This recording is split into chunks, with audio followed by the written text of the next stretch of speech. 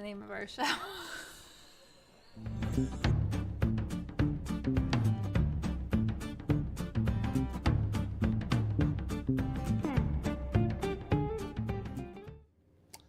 Hi, everybody, and welcome to The Large Glass. My name's Todd. I'm Terri. And this is our weekly show where we bring you a new artist or art-related theme to talk about. How's everybody doing? I hope you're doing well. Our goal here is if you ask nicely enough, we will come over and burn that Live, Laugh, Love plaque that you've got on the wall. I don't know why that just came out, but I don't know why either. Well, because that's the antithesis of what we do. Okay. All right, so if you have that Live, Laugh, Love plaque in your house, take it down right after the show. Anyway. You need to stick to the script. There's no script. There is no script. There's no script. No. Let's see, who's here? Joseph Barbacci is here. I hope you got the newsletter, Joe. Thanks for signing up for that. Nice to see you. Pumpkin Audrey's here. John Park. Ben Hagenbush. Ooh, 63. 63. Hey, show that to 60. We've got a little... We're drinking from a 63 special espresso. here. That's one Yes. of 63's. Love that mug. Joseph Barbaccio says, Happy International Women's Day and Women's History Month. Agreed. We were going to say that, but thanks for jumping in on that one. Mm-hmm. Let's see.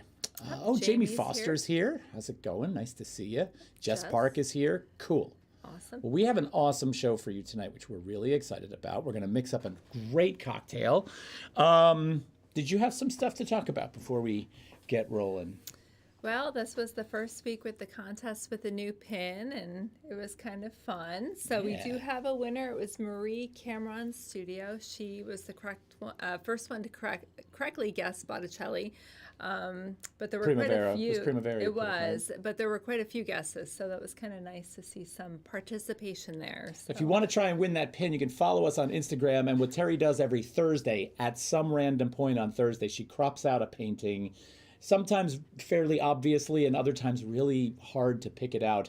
And then you've got to guess who that is. First one to guess it wins the pin. There's Glenn Lavertu. Hey, Glenn. Nice to see you. Okay. I went over to the Court Tree Collective in Industry City in Brooklyn last week. And Stephen LaPuma has some of Ken Rush's drawings available right now. They're marker drawings. They are fabulous. Go get one. Oh, my God. Or 2 or 3 or 4 or you know, they're beauties. And on top of that, I took the liberty of reaching out to Ken and just said, hey, he did this great series of videos on how to paint, and he's in his studio and he sets up this phone on the desk and he's just like, you got to go at it, and he just like he's very physical with his painting and he talks to them. Yeah, I love watching him paint. And so I was like, you know what, we got to talk to this guy on the show. So I reached out and he's like, oh, yeah, totally. So we've been going back and forth having a conversation, and he's going to be joining us on April 5th. So he jumped in. We had one gap in there. One tiny little opening. And Ken jumped in. So we're going to be talking to him pretty soon, which is great. So get over to the Court Tree Collective in Industry City, talk to Stephen, and see if you can get yourself one of Ken's cool pieces. Mm-hmm. All right. All right. Was there one other thing? Not that I can. We need to drink. We do need to drink. Okay. So tonight's drink, I'm excited. We talked to Jane. Jane Fine is our artist tonight. We talked to Jane about what should we drink tonight. And there was a fair amount of consideration. It was immediately decided it was going to be a cocktail, which I, of course, was excited about. And I think we have the official cocktail now for when we get to the pin that is N. We are going to be making that pin a Negroni, because tonight we're going to be mixing a Negroni. So I'm going to get down to that. I'm going to switch my camera angle. We're going to go into the cocktail cam. We're going into cocktail cam. And I'm going to make a mess, of course. But a Negroni, actually, there's a really interesting history behind the Negroni. The gin that we typically put in a Negroni, and it's equal parts, an ounce gin, an ounce Campari, and an ounce of sweet vermouth. However, in the early 20th century, Count Camillo Negroni was used to drinking a drink called the Americano. And the Americano was simply Campari, sweet vermouth, topped with soda. But that wasn't strong enough for him. He's like, make that stronger. So what did we add to that? We added gin, much to Pumpkin Audrey's surprise. So I'm going to try and estimate about 2 ounces in each of these without my pourers. I'm usually pretty good at that. We're not going to make these too heavy tonight.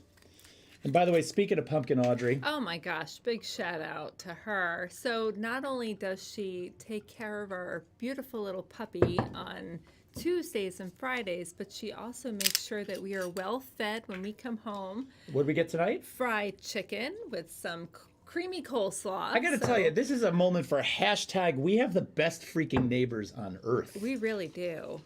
So that was such a pleasure to come home to. So thanks, Pumpkin Audrey. Now, a Negroni requires a gentle stir, not a shake. And I'm just going to strain this out into a couple of glasses. And it's garnished with an orange peel. Nice color. Oh God, It's a look very at how gorgeous that pretty is. drink. Looks like my sphere broke in half here.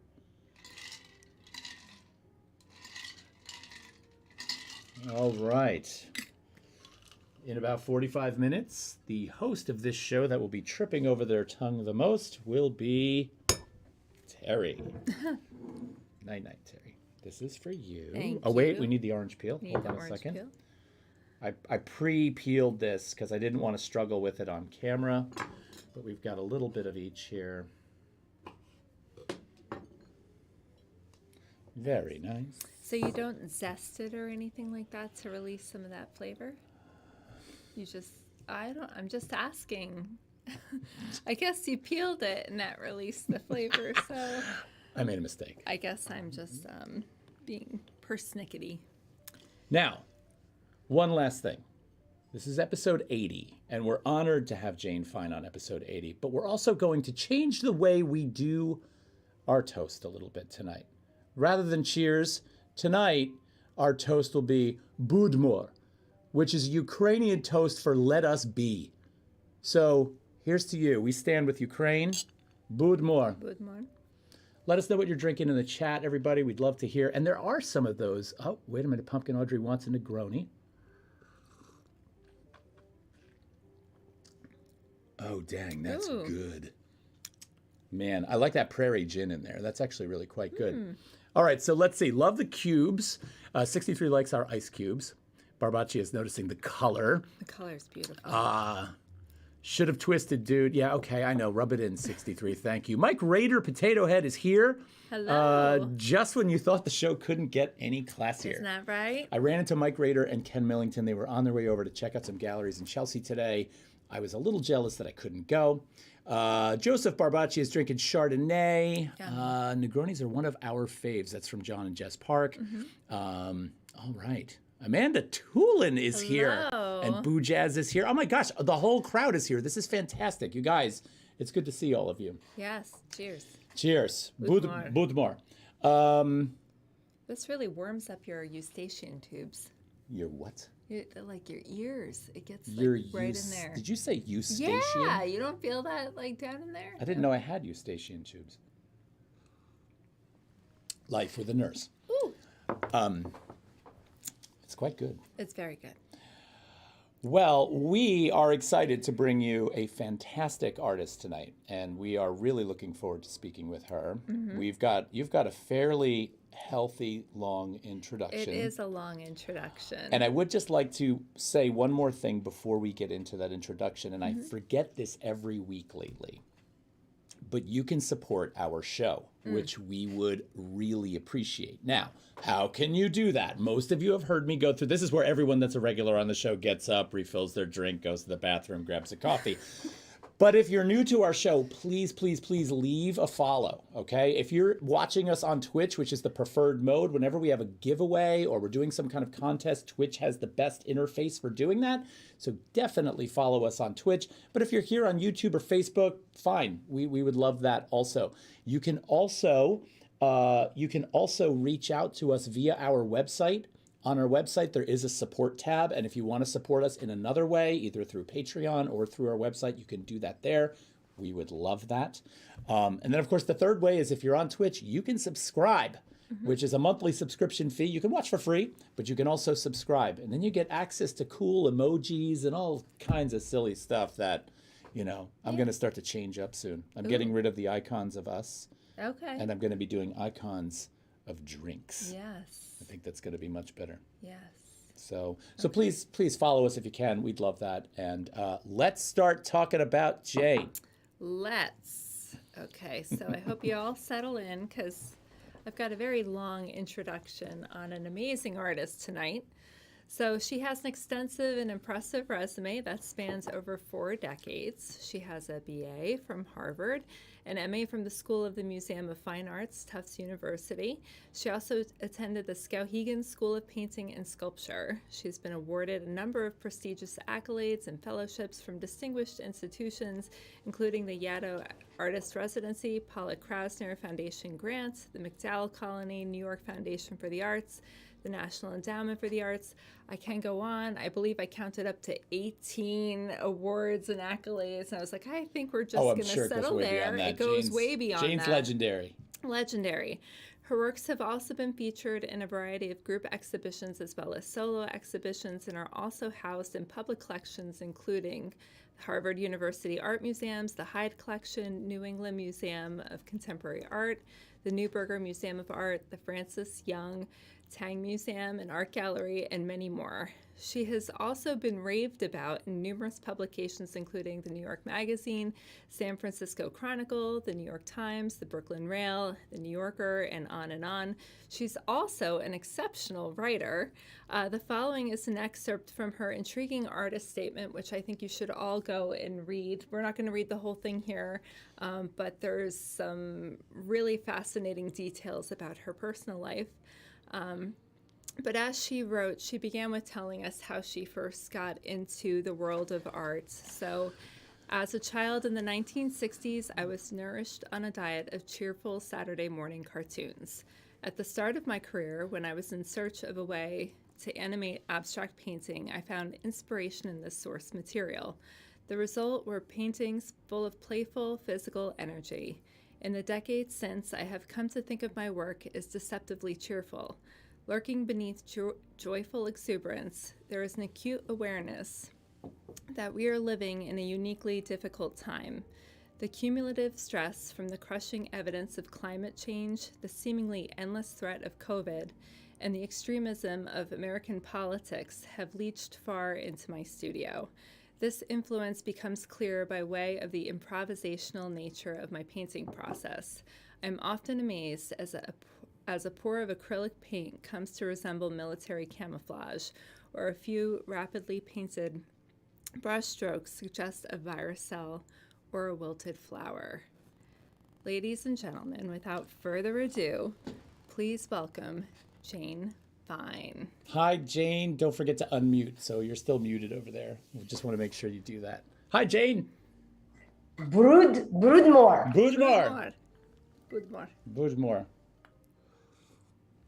That's right. We should start off. Thank you for that lovely intro. And I have to explain, my Negroni does not look as bright red as yours. And it's because living here in fancy hipster Williamsburg, no one sells Campari. Apparently, it is not natural bitters. And so I had to get a fancier, browner thing, which is delicious, but I do miss the bright red. The bright red Campari. Yeah, it's got like a pinky kind of tone to it. It glows. It's really pretty. Yeah. Hey, thanks for agreeing to come on. It's an honor to have you on the show, and I've actually really enjoyed chatting with you on and off throughout the last couple of weeks as we prepped for the show. So it's been a delight getting to know you. So thank you for that. Yes. Yeah. So where should we begin tonight? What do you think? Well, I think we should begin where we always begin. Yeah. So usually we are well acquainted with the work of the artist when they first come on the show, but some of our viewers are not. So usually what we have the artist do is to generally describe your work for the audience and what it is you do. Sure. Well, I think you set me up well, in terms of the content. But I think, another way I often describe it is, and that's a very new piece, by the way, from about a year ago. But I like to talk about how I work just on the edge of abstraction. I mean, I really come from a history of abstract painting. That was probably some of the first work I fell in love with as a young artist, were things like Kandinsky was and Paul Klee were kind of, young teenage favorites of mine. And I think, many people know this about me, but actually as a young person, up until about halfway through college, I wanted to be a mathematician. And I think it really has a lot to do with this interest in abstraction. Like I had this fantasy of being a theoretical mathematician. And I think, it made sense that was the way I came into painting. But over the years, like, I don't know, when I first started to get pretty serious, say like late 80s, the art world was such a kind of dry theoretical work is what was being shown. And I felt very out of place. And this phrase that kind of popped into my head at the time was that I wanted to animate abstraction. And I think that really has been relevant in all of these decades, like how to work essentially with the language of abstraction, but to make it more alive and personal. And at different times over the decades, there's always there's different signs and symbols that come into the work. So, this painting actually that you have up right now was started before COVID hit, and it just felt like this very joyful painting. And then I remember there were actually a few pieces in the studio that gave me a lot of heartache. Like, how was I going to redirect from this very cheerful state of mind and sort of content in some of the work? And in this one, I remember just kind of painting that black flower in those like late March 2020, right? And just thinking, that was just bringing this kind of element of disease and doubt and anxiety, I guess, into the painting. Yeah, there's like a connection. I love this connection between, the COVID connection in something like this visually is fairly straightforward, but I also love this idea of the theoretical mathematician and some of the forms that take place in some of these wild mathematical theories that sort of have these sort of endless forms that sort of tessellate out. I can kind of see that in the work. I didn't realize that about you before. That's really interesting. So what, shall I keep on keeping on here? Well, we can keep on keeping on. Yeah. I think that, I guess the other thing, there's a few things that have been going on in the work forever. And one is this, this idea of working on the edge of abstraction. And another, I think, I've always been really interested in the psychological content. You and I were talking the other day about how when Josh Dorman was on, he was talking about all these ways he wanted the work to be really removed from himself, and I'm just so the opposite. Like I almost love it when people will see certain paintings of mine and go, "Oh my God, that's just you!" Like it's so much you. You're just inside the painting. I really aspired to that. I think to have very very personal in a way, without literally personal, but sort of personal in a more abstract kind of way. Mm-hmm. And I think what that relates to is I feel like my nature is is to be a very cheerful and optimistic person, and people who know me maybe a little less well always see me that way. The people that know me very, very well kind of know my dark, brooding, anxious side. And I think I try to bring those two sides together in the work. And maybe even more in the last few years. I know how lucky all of us are who can be full-time artists, or, more or less full-time artists who, are in good health and have a family and a house over our head.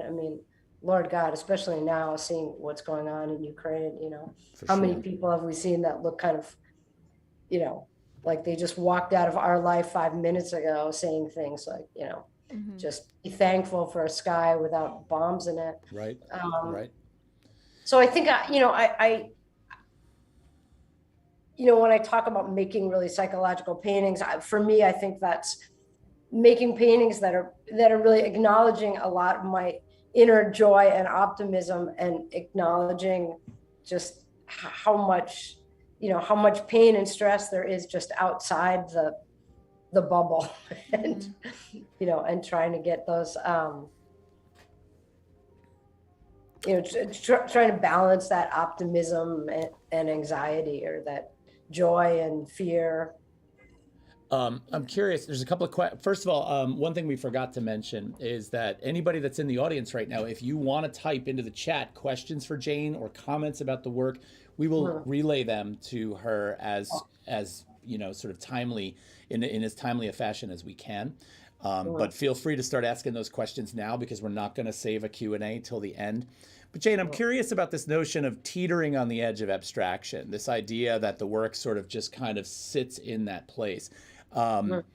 What is it about, and I guess when we talk about sort of pushing away from abstraction a little bit into that realm of what might slightly be familiar, what drives that urge? Like, what can you talk about that? Like, why move away from that in a way? If you start out with a pour, for example, or a field of color, what pushes you towards the need to further define?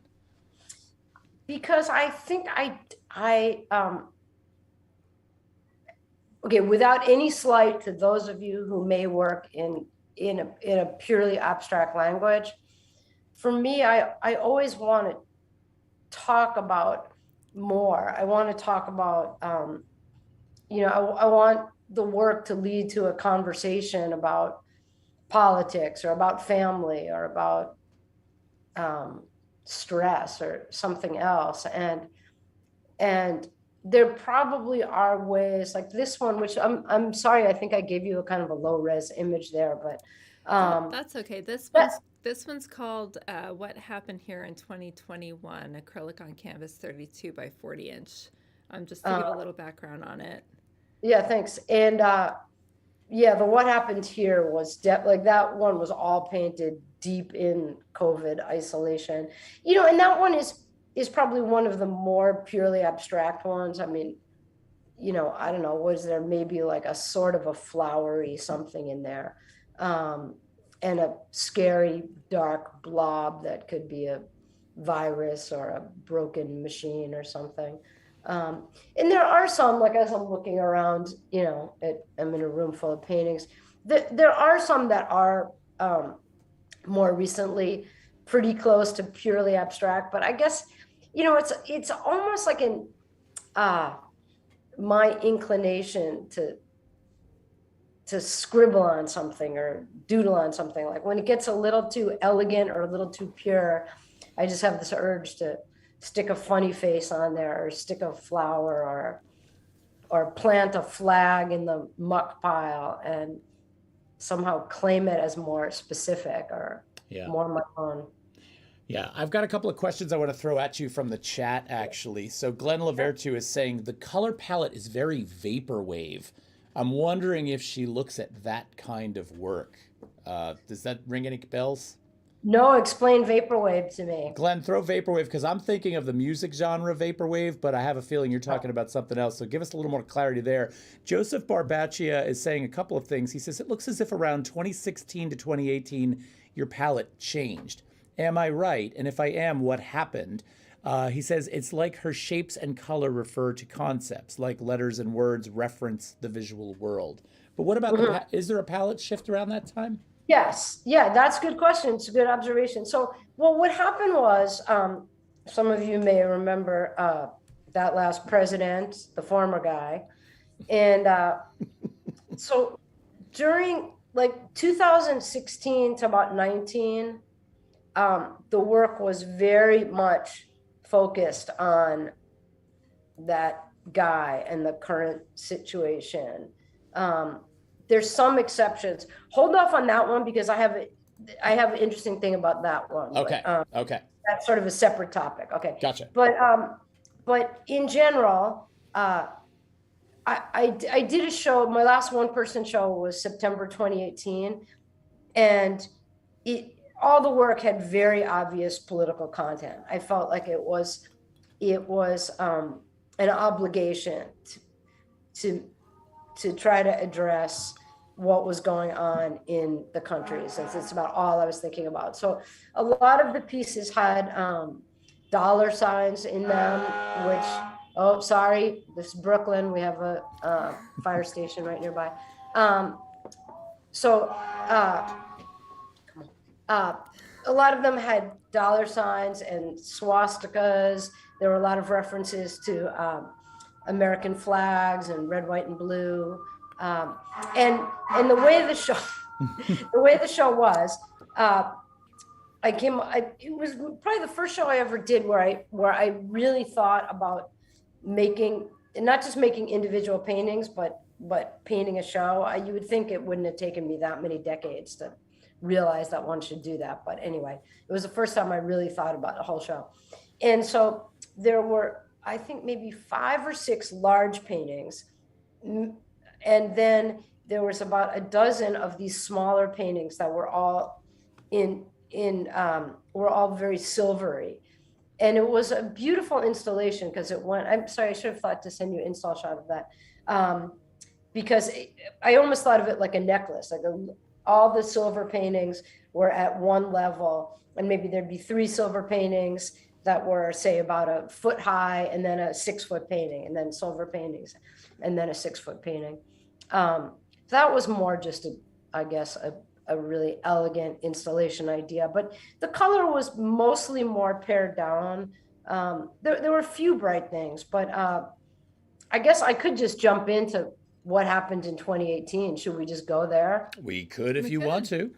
Yeah, sure. Okay, so 2018, I had a rather dramatic, it was actually just before the show opened, but I didn't really get to make much work about it. I found out that I had a pretty big family secret, and basically we did 23andMe over here, and I found out that the man that raised me was not my biological father. And I'm sure by now most people in the audience have read or heard one place or another some stories of the last few years of these 23andMe shocks.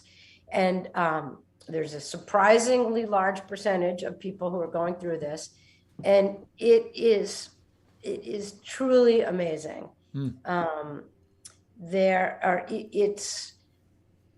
It's a kind of a shock that's not, I'm not going to say it's not like any other, because I don't know about all sorts of shocks, but it's a kind of shock that doesn't cause you physical pain. It's not war and it's not death, but it's like it's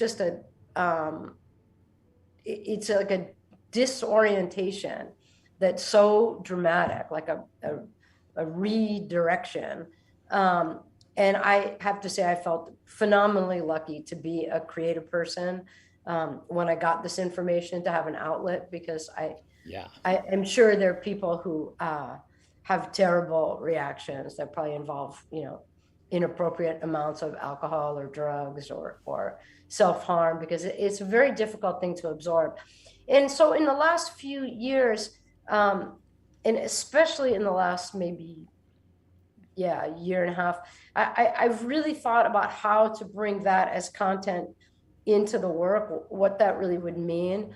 And I think someone said to me the other day, do you feel, was it you guys? I can't remember who said it. Like, do you feel that in some way you have to go back to your childhood? Like your childhood was, your development was sort of stalled, and you have to readdress being a child again.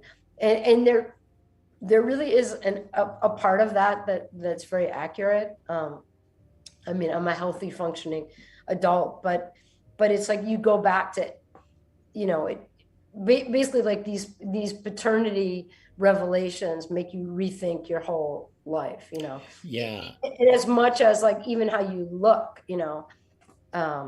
like, oh, I thought that was him, and now it turns out, I'm not even related to that person I thought I looked like. So. Which has to be so derailing on some level. And I listened to, so your niece, Karen Sullivan, has a fantastic podcast called Happiness Through Hardship, which you guys can find on Apple Podcasts and listen to this whole episode. It's really quite fascinating.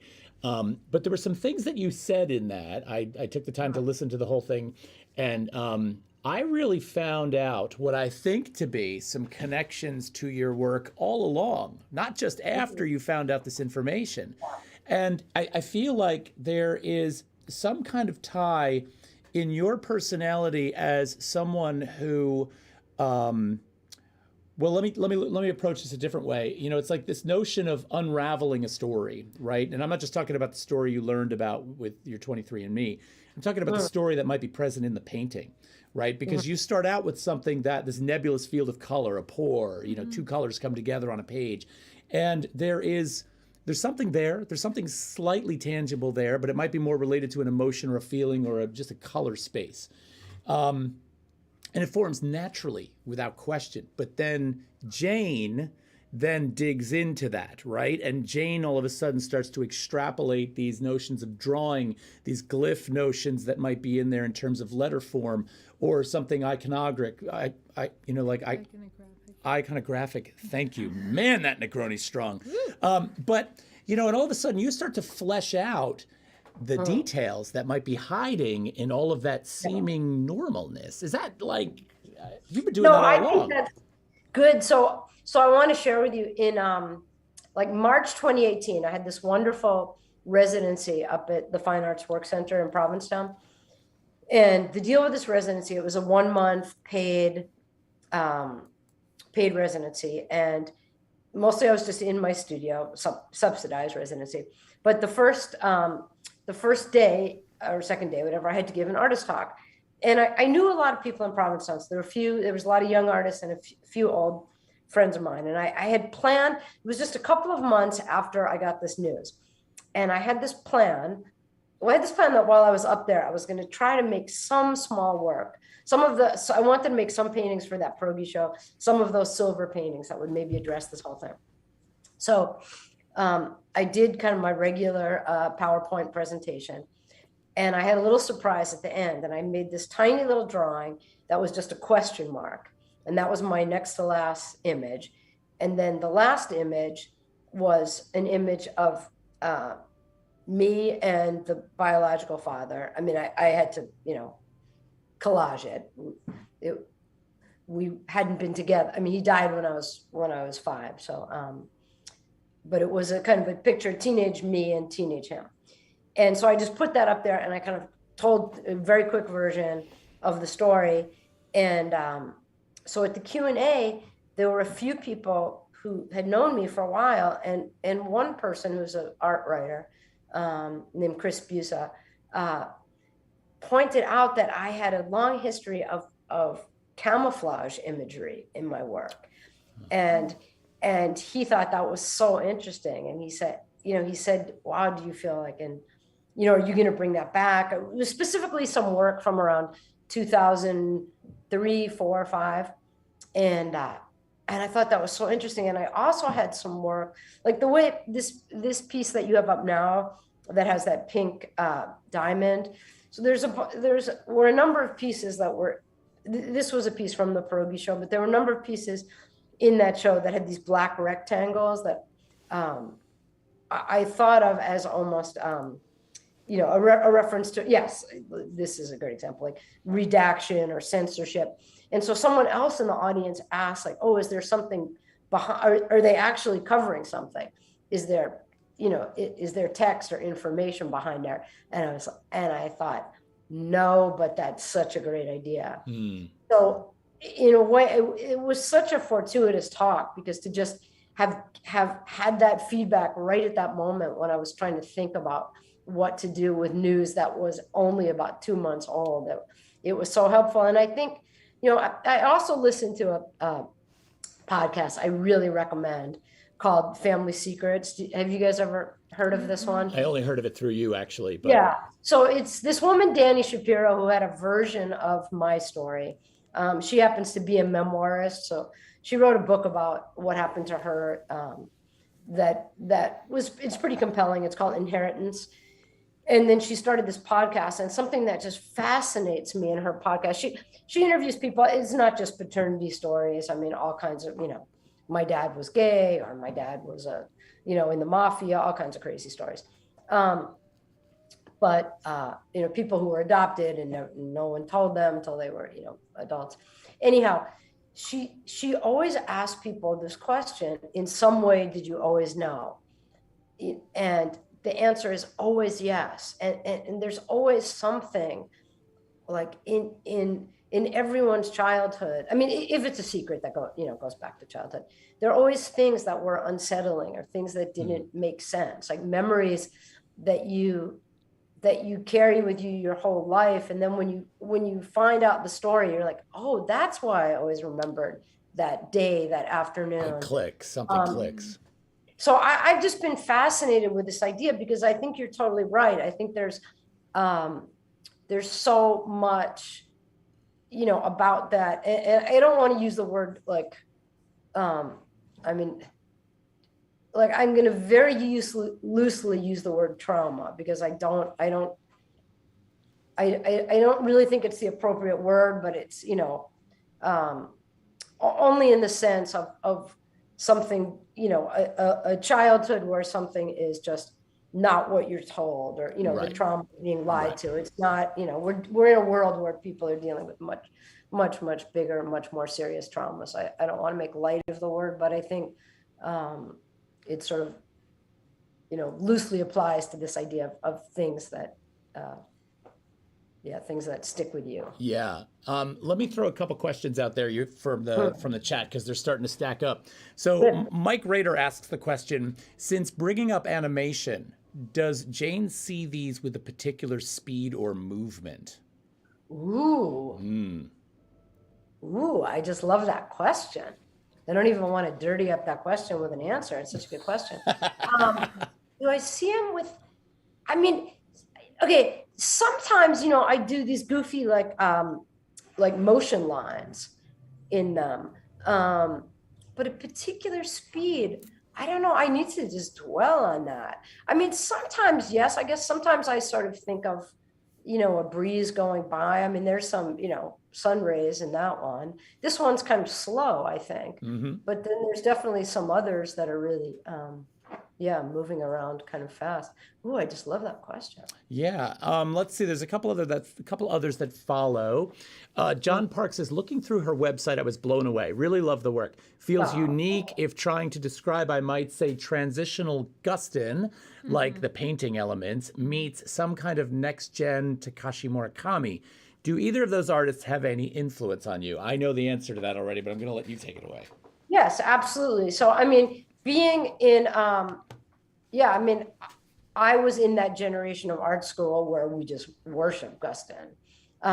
Amazingly, I actually, when I was a junior at Harvard, he came to talk to our class. So I had the wonderful experience of being in the same room with him. At that time, it was very conservative painting classes. It was all about Diebenkorn and Matisse, and we all thought the Guston work was, I haven't seen that one in a long time. We all thought the Guston work was just weird, and we didn't really get it, but he was very memorable speaker. But by the time I got to museum school, yes, absolutely. And I think, in the early years, the influence for me was about the way he handled paint. I just, I was an oil painter for the first 20 years of making paintings, and that fleshy, juicy paint handling. Who couldn't love that? Now I would say although I will own that there are certain compositional ideas that connect to Guston, I think more important for me is this idea of making political paintings that are also funny and joyful. That that just hugely inspires me. Murakami, sure. I soak up lots of pop culture. I think he was pretty cool for a while. Now some of it is a little bit, kitschy. Yeah. But yeah, all that, so many Japanese, pop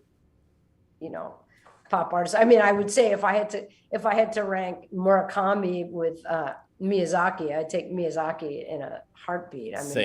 Same, because I don't think Miyazaki would ever do a Louis Vuitton campaign. No. That stuff's like genius. Yeah. Yeah. Yeah. So let's see. Glenn Lavertu got back to us on Vaporwave, Oh which yeah, good. Okay. he says Vaporwave is a blend of abstract shapes of super vivid colors with often very cheesy pop iconography in a kind of throwback 80s way. It's kind of bad, to be honest, but the color relationships are really wild and worth a look. So for just a little clarity, I guess. There we go. Okay, I don't know it, but I just wrote it down, and I'm definitely going to look it up. Excellent. Excellent. He also mentions, he says, I feel like there is something in the air. Seeing a lot of work that is addressing these intense colors, it's both discordant but fun. I don't know. So he's just kind of continuing his thought process there. Yeah. And I then, think I just, just to go on the color thing a little bit, it's very strange to be of a certain age where, we came to painting pre-internet, pre-digital, right? So, I mean, all my early years of being a exhibiting artist, if you wanted to see my paintings, you pretty much had to get off your ass and go on a subway and go to an art gallery, right? And so I think, especially us oldsters have like a real love-hate thing with the digital representation of our work. And I'm really very obsessed, but really driven by making work that looks just infinitely better in person. And I think there's something about the intensity of the color. There's also something you really can't see in any of these, but there's so many surface changes. And this has become, since I started working in acrylic, this has become much more important. There's crusty paint and shiny paint and metallic and iridescent and dripping and thin and thick. And so I think the intensity of the color just goes along with that whole idea of trying to be very generous with the physicality.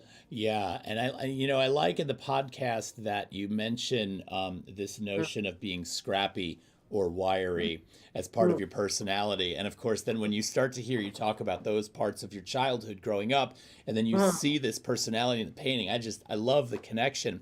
And speaking of that, Joseph Barbacci is asking, he asked a question earlier, which I'm glad he clarified because I was going to ask for clarification there. But he asks how your trauma, and I think he puts that in quotes as a nod to using it loosely, but he says, how does that translate to the work? Maybe in a more direct way. Well, okay, so one, like right now in the studio, I'll go to new and stuff. I think I sent you one kind of work in progress thing, but Yep. there's 3 paintings in here right now that have my name in them. And oh yeah, there was a quick, okay.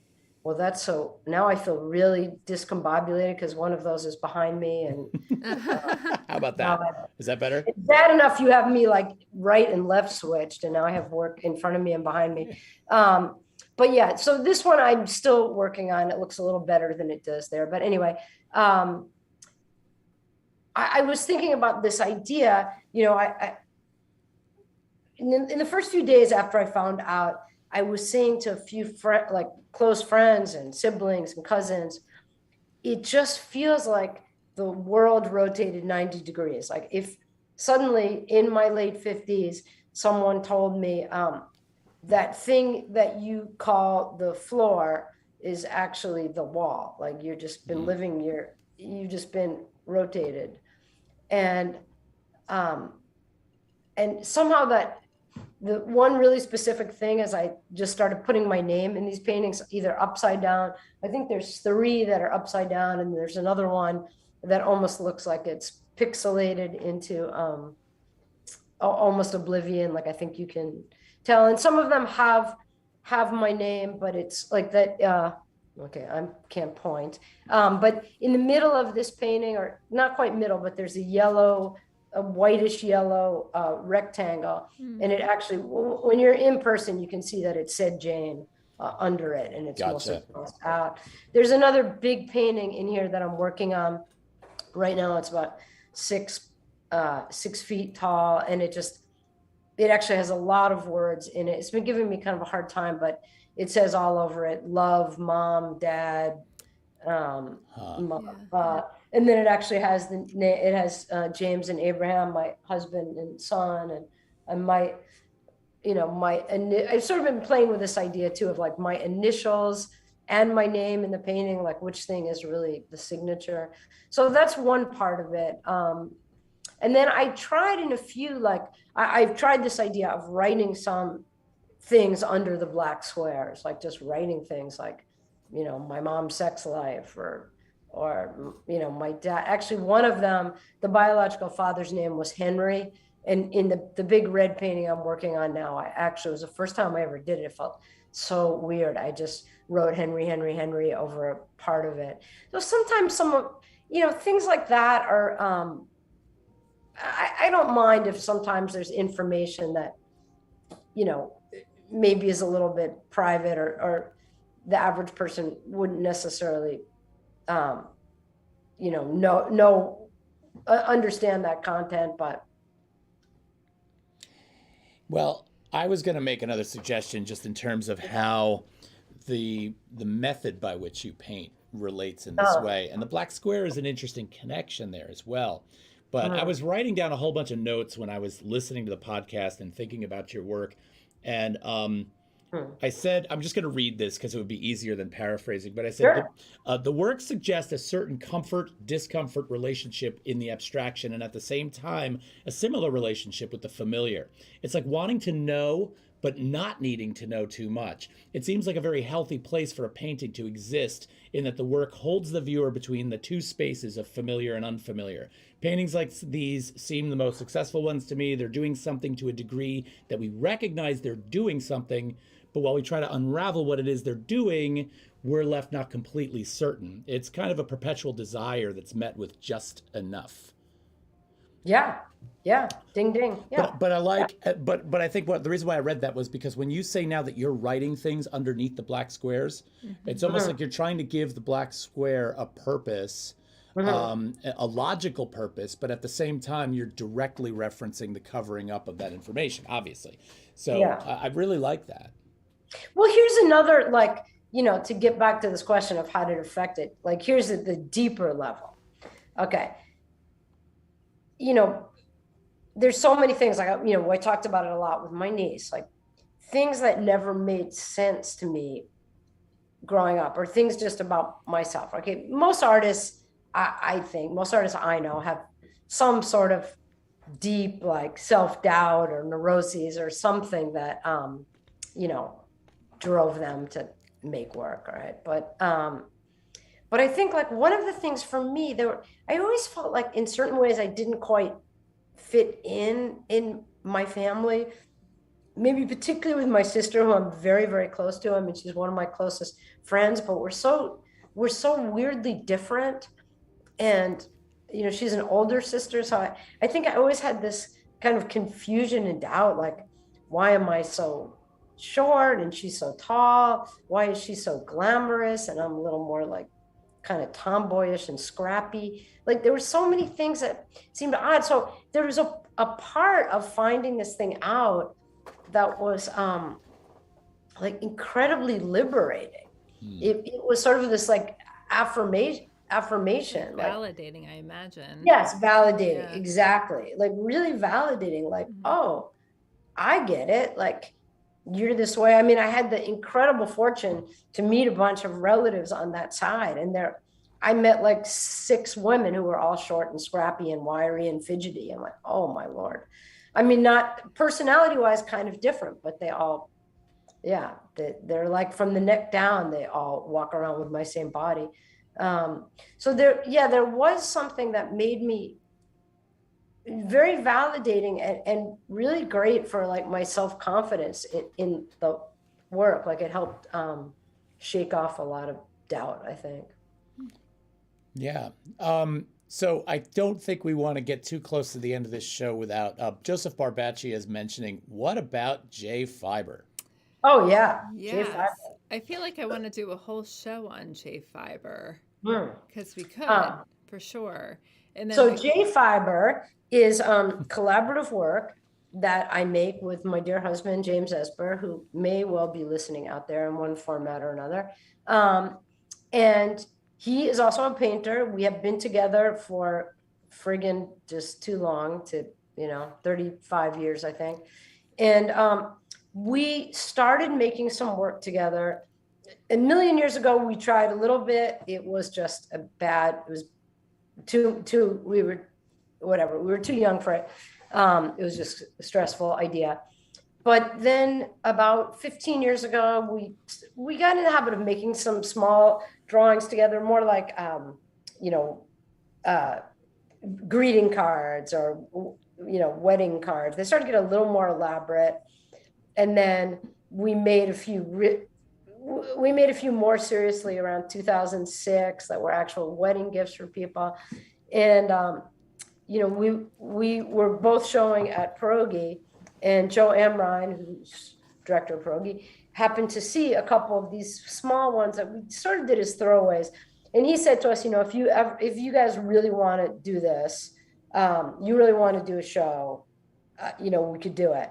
And a little bit after that, my mom died, and I was just thrown for a loop. I couldn't work at all. It was a really hard time. And James had also been very close to her. She was an artist. She was just very supportive of both of us. And so James suggested to me, maybe this is a time to really try it. And so he took, this was late 2007, and he took 2 or 3 drawings of his that he'd been working on that were kind of he felt were hopeless. I mean, I don't know why. They looked okay to me, but he took a few of these drawings, painted out a big section of them, gave them to me, and said, see what you can do with it. And it was so great for me. It was a way to get into work without, I don't know if other people there have tried to make work after a real loss, but it's this obligation. I had to make something so important to honor the loss of this person. And then, you end up making crap because you can't even deal with that obligation. So it sort of, it was very freeing. And then after I worked on a few, he got really excited about it. And so for 6 months, 2007, 2008, it was all the two of us did. And we did a really wonderful show at Pierogi of that work, probably summer 2008 or spring 2008. And then since then, there've been just these moments where we've really focused on it. We got invited to do a few shows after that. And then these last few that you're showing, we were on a residency in, I guess, just before COVID, summer 2019. And for a few weeks, it's all we worked on again. So there've been these concentrated periods, and then it kind of sits for a while. So people always ask us how they're organized or planned out.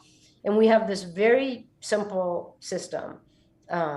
We don't talk about them much, but one person starts the work. And we always refer to the system as AB. So the person that starts, and often the person who starts is trying to almost irritate or challenge the other person. In this case, James started this one, and it really started as almost a tree-like form. I don't know how clear it is in the image, but that sort of greenish, brownish stuff was his. And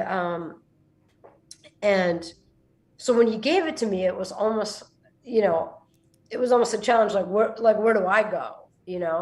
And I think what's great about a lot of the collaborations, because we've been together so long and we trust each other so much as artists, we don't feel insulted by what the other person did. I feel like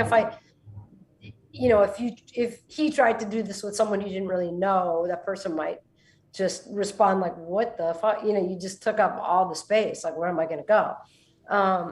But I had so much fun trying to squeeze in the middle, and in each one is very different. This one to me was kind of related to one we had done about 10 years ago called Guy Walks Into a Bar, where I had given him this impossible thing, and he squeezed his idea in between these, my piece dripped up like this, and he had to squeeze in the, in between the drips. and so it's basically the first person sets something complicated up. The second person, I think the way James will describe it is the second person kind of turns it into a piece of art. And then it goes back to the first person to work on it, and back to the second person. And rarely goes, oh, this is a cool one. So this actually was a portrait of Joanne Ryan, and we did it for I guess it was the 20th anniversary of Pierogi. I think that's right. There was a big show, and we were like, technically Pierogi represented James and Jane and Jay Fiber. So all of us were invited to do something on the 20th anniversary show. And we came up with this idea that we were going to do this portrait for him as a total surprise and never show him this portrait of him. So yeah, that was it. And it's pretty cool because it's like meant to be him with a painting on the wall that's kind of exploding out. And it was really fun because just before the show went up, we slipped it. At that time, his nephew was working at the gallery and was framing work. So it was kind of an inside job. Like, we passed it to the nephew and he framed it, and it just went right into the show to be hung without him, seeing it until it was going up on the wall. Oh, that's great. I love that. Let's see. Is that? And then this one is like, this one is kind of more of an old school collaboration. Like, James did the bottom, and This is in 2012, fiber face graphite on paper. Yeah, I totally remember this piece. It's one of the rare ones I can't remember who started. I almost always can remember. I think I started this one. James, if you're out there, you can type something in the chat. Chime in, James. We need to hear from you. Yeah, so, but it's basically divided exactly down the middle. So his part was he was using some imagery from this children's book that was a boy and a father going hunting. And I remember at the time, someone gave it to our son, and we thought it was so odd. We didn't really want to give him this book with all this hunting imagery, but James just brought it into his studio and was using it in his work. So the bottom is the legs and an arm of a boy and his dad, and the top is just a big old lump. Gotcha. But yeah, more traditional collaboration, just divided down the middle. And the one interesting thing I started thinking about a lot was how there was this other subject matter in the work, which had to do with the border between me and him, that it was just, in a way, the subject matter of marriage, like where,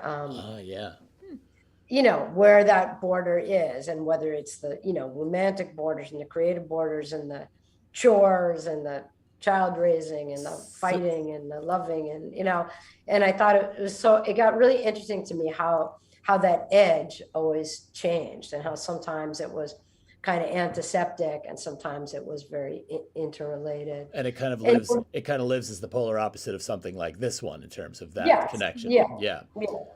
Huh. Joseph Barbeccia is saying in the chat, we need 1.5 hours. Joseph, we used to do 1.5 hours, and we had to pare it down. But I feel you. I totally feel you. But dude, we're drinking Negronis. These things are like, I put so much ice in mine because I knew I was going to get really parched. Yeah, could you imagine if we drank for an hour and a half? What that would do? Oh God, I've gotten so drunk on these. But I did mine with less. I did not do 1/3, 1/3, 1/3 for this occasion, and then I put about 5 ice cubes in here. And I thought I can refresh after So you could go for a while. Well, actually, then one of our other listeners, Boo Jazz, is saying maybe a part 2 then. You know what would be cool, Jane, is can we have a show with you and James together talking about these? Because I think that would be fantastic. Really cool. That would be fun. He doesn't have any horrible disfiguring, things on his face. Qualities. I think he did Yeah. So I just want to pop through a few more here because we still have just a couple more minutes. So that's Guy Walks into a Bar. Yeah. That's the one I was talking about. Right. And this was sort of near the end of getting things for that Pierogi show in 2008. And we were just getting like, we were trying to push each other harder and harder And we were trying to just make it just so push each other, but also like at that time I remember thinking that James's palette was so subdued and I just wanted to really irritate him. So I started this one and I painted all those neon stripes, and I started it as a horizontal, and then so when I gave it to him, it had those neon stripes and that yellow and green pour with all that drawing on it. Oh, wow. And I just was so, I just loved that he had the nerve to just turn it the other way. And in the details of this, there's just these amazing bits where there's like fleshy, oozy things kind of popping in. One other thing I wanted to say too about the collaboration, I think the reason it works so well is that he always thinks of himself as a figurative artist who's moved more and more towards abstraction. And I think of myself as abstract artist who's kind of moved towards figuration. Yeah. So I think it's why the collaborative things work. And we try to play more differently than, even though there's a lot of commonality, we try to emphasize the difference more when we're doing this. I love that as a healthy outlet for finding a place to kind of explore differences too. Yeah. Last question. Joseph Barbacci wants to know what medium these are done in and what you guys are working in with these. Oh, the collaborative work is usually a huge mix of acrylic, there's colored pencils in a bunch of them, regular pencil, gouache, watercolor. There's often Anything about goes. Things. Yeah. Well, Jane, thank you so much. We loved having you on. Now, do you have something coming up, don't you? You wanted to talk about something? Oh yeah, let's see. So there is, even though Pierogi has been in something of a hiatus after having lost their space in the East Village, they I just got an email the other day. They want to do a show back to, what's our word? Budmore. They want to do a show in honor of Ukraine or supporting Ukraine. And I don't know all that much about it, except for that it's going to be called Make Love Not War, Pierogi for Peace, and it's opening March 18th. And I'm going to have a pretty cool painting in it that I did for that show a couple of years ago, but it is a 6-foot painting with a Jewish star and a swastika with a pile of poop on the swastika. So I'm kind of excited to be showing that one again. That should be a pretty good show. And then I also have work, there's going to be a benefit for New York Foundation for the Arts, and I'm donating a painting that you showed quite a while ago, a small kind of lime green one called Civil Defense. So if you want to buy that and support New York Foundation. Is it that one? No, it was quite a bit earlier, like really lime green, yellow, very yellowy. Not that small vertical. Down a little bit. I'm still going down. I'm looking. That one? Not the one. It's not a rain. It's not a rainbow Doesn't one, have right? squares or anything, No. right?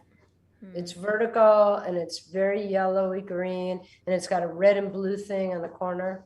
It might be all the way. Wait, I can do it. It's there. It's that one. Yeah, there it is. There It's we right go. behind you. Yeah. Cool. Yeah, well, we would love that. So you could get out and support Jane. If you wanted to pick up a piece of Jane's work, actually, you can go to that Pierogi show and support that show. You can also go to her website and reach out to her directly, janefine.net. And if you want to follow Jane on Instagram, which I highly recommend you do as well, you can go to Jane M. Fine on Instagram to find her there. A lot of comments flooding in, giving you some love there, basically saying, could listen to Jane all night. Thank you. Ben Hagenbush saying, nice. Ben, I'm sorry I missed a couple of your comments earlier. I meant to get to those. Joseph Barbacci is saying, so impressed. Thank you. Very nice body of work, Jane. John Park says, great show as always, but I have to say, this is some of my favorite work in a while. Ooh. John's a great critic for us. He is a great critic. We love listening to John and Jess. So that's a big deal. My mom is here. She says, love Jane's work. Very interesting show tonight. Thank you. Boo Jazz, great show. Love her work. So you're getting all the All the Oh, vibes are coming Mom. at you. Yeah, mom's here. Nice having a mom. I love having other moms I around. I very much appreciate that my mother's here and supports me, and so throwing props at her all the time. Jane, thank you so much. We're Yes, gonna thank Sure. you. respect your time, but let's plan a part 2 with James Sure. and Budmore. Good Good morning. more. Good more. Peace and love, people. Peace Yes, and love. absolutely. You take good care of yourself. We'll talk to you very soon. All right. Absolutely. Bye. All right. Bye. Bye bye. Cheers. Oh, let's see. So let's pop over here and we can throw on our closing song, which I kind of like. I know lately. you like to throw in the closing The song. closing song is good. So I don't know if the closing song is going to work Oh, tonight. there it is. There it is. Kind of. I shouldn't do that. I look ridiculous when I do that. Don't dance on the camera. So Jane, fine. This was fantastic work. Oh, great. Yeah, it was good. Thank you. You guys asked some good questions. That Jane's was still fun. out there. She can still hear us. She's in the green We're room. still on, Jane. So hang out for a few minutes. Okay. We're gonna say goodnight to everybody, and then we're gonna come over and say hi. So everybody's kind of saying their goodbyes. We got Jess Yes. Park. Thoroughly enjoyed the show tonight. Love Jane's work. Jamie Foster, artist, great show, guys. I loved this. Yeah, this was great. was I'm good. excited about part 2. I think it's going to be I am nice too. having a couple on and discussing their process. Yeah, for sure. Yeah. All right, so things to talk about before we go. Next week we have got George Barugi coming in. Now George is fantastic. Yeah, we did a show on him earlier, actually later last year. What episode was that? Do you I remember? don't remember. Way back in the time But machine. he's going to join us live, and we are super psyched. We So did a it's gonna be fantastic awesome. workshop with George Barugi up at Storm King Arts Center, where George brought live falcons and hawks into a drawing studio, and we all got to draw the birds up close and personal. He deals with a lot of Audubon related issues, makes these gargantuan paintings. Really, really great stuff. So we're looking forward to talking to him. The week after that, we're going to be talking to John Roach about his residency in Zion National Park and his work that focuses on sound. We're super excited about that as well. Yes. So anyway, if you're here and you're new, please leave us a follow. Thank you so much for watching tonight. And one last toast, Yes. if we can, to Ukraine. Ukraine. Budmore. Good morning. Hoping that gets better over there. Everybody, thanks for watching. We will see you next week. Take care of yourselves.